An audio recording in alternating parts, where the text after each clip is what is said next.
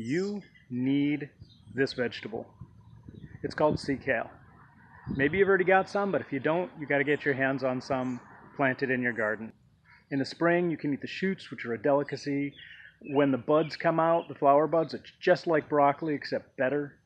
I have it all over the place, use it all the time. It's as good as any kale. So I'm in the process of transferring plants, and in that process, I've been talking to friends on Instagram and other places and saying, you know, do you have this? And let me share some of the roots with you. So as I pull something up and move it over, you can see the root here. You don't have to dig up the whole plant. Sometimes with a larger plant, you might just dig up a section of the root. There are horizontal roots, like the one that I'm cutting up here, that go out from the main tap root. So to propagate the plant, you cut the root into sections.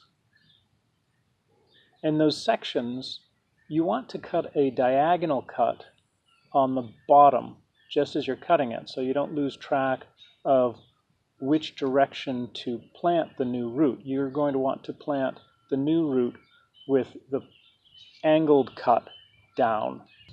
They grow best in well-drained soil that is really fertile, which was surprising to me because you see this thing that's growing really well out of this rocky shingle, and you think, boy, why should I plant this in a nice pile of composted leaves?